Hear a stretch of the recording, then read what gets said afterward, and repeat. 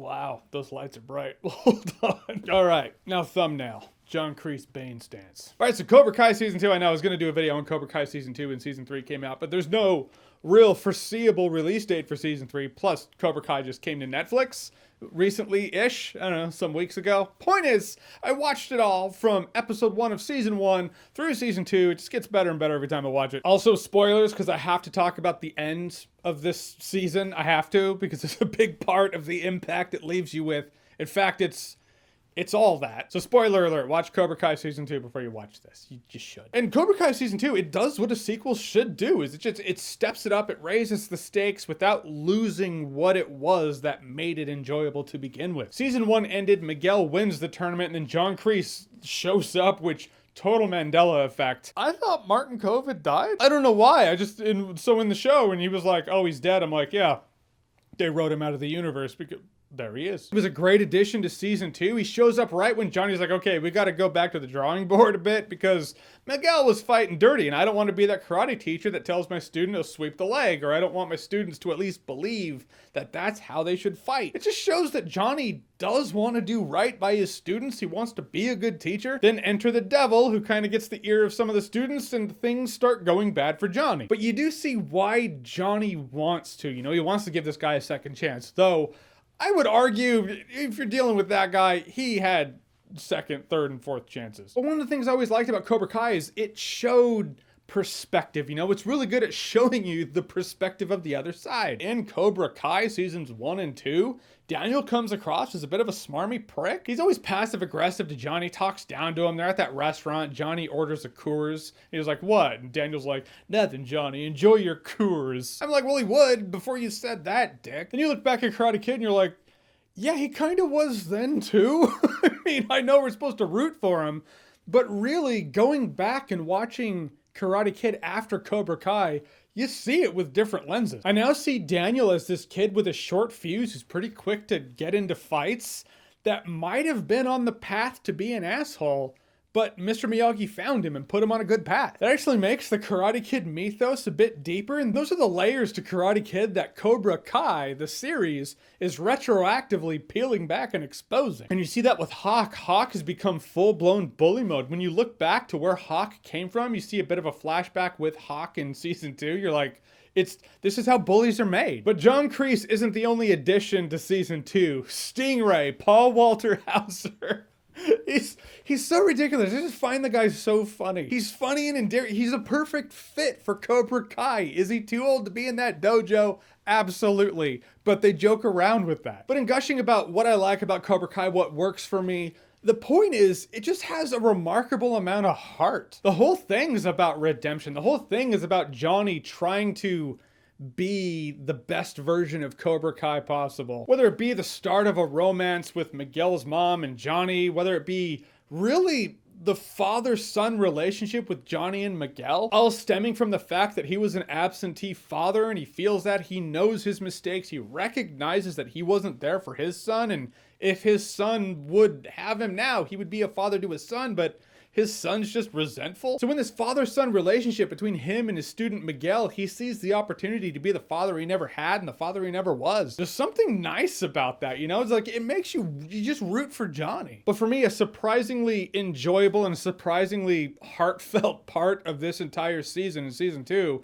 was when he caught up with his old Cobra Kai buddies. Just, yeah, it's like, all right, Johnny's on this path, but how are they? And like, one's a pastor now. They've all moved past Cobra Kai, but then they start talking about how John Kreese messed them up and they took those lessons into their adult lives. And when you learn that Rob Garrison, the guy from Karate Kid, you know, the Johnny Get Him a Body Bag guy, that guy, he dies in the show, but he also died in real life. It makes it sad. It makes it a real goodbye. I was just kind of crushed to hear that. Point is, Cobra Kai Season 2, it's wherever it had to step it up, you know, do that next chapter, make the stakes higher, but don't lose who you are. Don't lose what made Season 1 great. It does all that. I think it did it very well. It does still have the teen drama, absolutely. I'd be kind of baffled if it didn't, because that's how teenagers in high school are. I mean, you're still dealing with teenagers in high school, and every Karate Kid movie has a romantic interest. So whenever it starts to overcook it on that angle, and this girl breaks up with this guy, and now she's seeing this guy, the show still keeps me focused on what I like about the show. And yes, the catalyst to the big throwdown at the end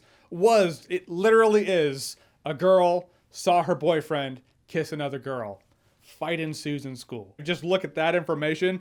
It doesn't seem too spectacular. But my God, that fight was damn entertaining. And I like the fact that, all right, season 1, we had our tournament. Season 2, you have a straight up fight. These kids are out for blood, man. I mean, the warring dojos of Cobra Kai and Miyagi-Do Dojo, it's come to a head. And I suppose I give that catalyst a pass because A, well, you're talking about a fight in high school. How else would it go down? But 2, it leaves you on a very dark note because Miguel shows mercy and then 90s heartthrob teen.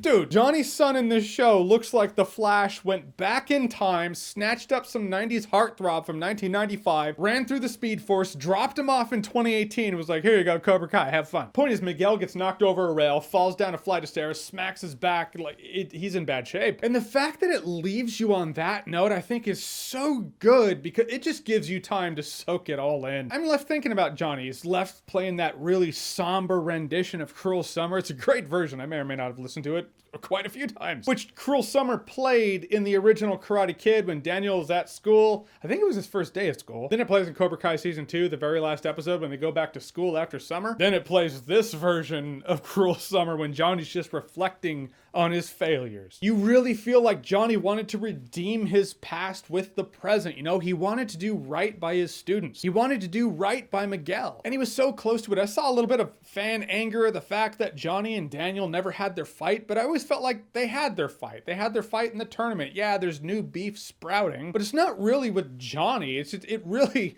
Daniel should fight John Kreese. He should fight him. I was more interested in the fact that they sat down at dinner and they started to break bread. They shook hands. And it's always that close enough thing. They were so close. This season with flashbacks and execution builds up what Cobra Kai means to Johnny. And you really feel the fact that this guy wanted Cobra Kai as it should have been, you know? Remember in Lord of the Rings when Gandalf comes back, Gandalf the White, and he was like, I am Saruman. I'm Saruman as he should have been. That's Johnny in Cobra Kai. Johnny's like, this is Cobra Kai, but it's Cobra Kai as it should have been. Then John Kreese comes in and makes it Cobra Kai as it always was. Then Miguel, Johnny's surrogate son figure, gets possibly paralyzed. Miguel's mom wants nothing to do with Johnny after this, doesn't want to see him anymore. Cherry on top, at least he can go back to the drawing board. Nope, he lost Cobra Kai to John Kreese. And that's just what he's left with. He walks away, which weirdly, I find that to be like, that's a good ending to the story. I don't know what season 3 is going to bring us, but if this was the end, I'd be fine with it being an ending. Not that I want the show to end. I want it to go on if they can keep this up. But I find it to be a good ending in the sense that, I don't know if you agree.